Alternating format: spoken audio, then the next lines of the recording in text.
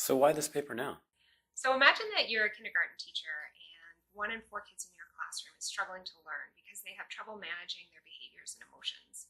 Now imagine that those kids could have been identified early and supports provided to their families so that they were ready to learn. Self-regulation, which is the ability to manage your thoughts, emotions, and behaviors, is a critical component of school readiness. At age 3, kids who have trouble self-regulating are more likely to exhibit externalizing behaviors such as aggression and inattention. Was there a specific data set or cohort used in this study? So we're lucky here at the Worko Center to have access to a great longitudinal cohort called All Our Families. This cohort was started in Alberta, Canada. We recruited women during pregnancy, and we've been following them and their children up as they grow. For this particular study, we used information from 1,300 kids whose moms participated in the cohort. We were interested in what factors in early childhood contribute to school readiness. We asked moms a series of questions about their own mental health, dispositional traits, use of childcare, and community activities when their kids were 2. And then when their kids turned 3, we asked them about their child's behavior using a modified version of the child behavior checklist. So what did you find out? What were the results?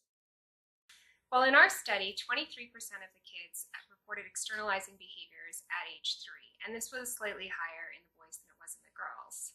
We found that moms who had higher levels of anxiety or depression when their children were 2, or who had lower levels of emotional stability, were more likely to say that their kids had externalizing behaviors at age 3. What we do know is that positive parenting programs can help teach parents to encourage their child's autonomy in a safe environment, and that can help mitigate these risks. Were there any protective factors? Well, we did find some protective factors. Kids who were in daycare at age 2 were less likely to have externalizing behaviors at age 3. Daycare provides kids with lots of opportunities to practice their self-regulation skills through sharing, listening to instructions, and just interacting with same-age peers. What about the kids who weren't in daycare? Well, we found that moms who engaged in community activities like story time at the library or being part of a parenting group also reported lower levels of externalizing behaviors in boys. So these again provide opportunities for kids to interact with one another in a structured place and practice their self-regulation skills.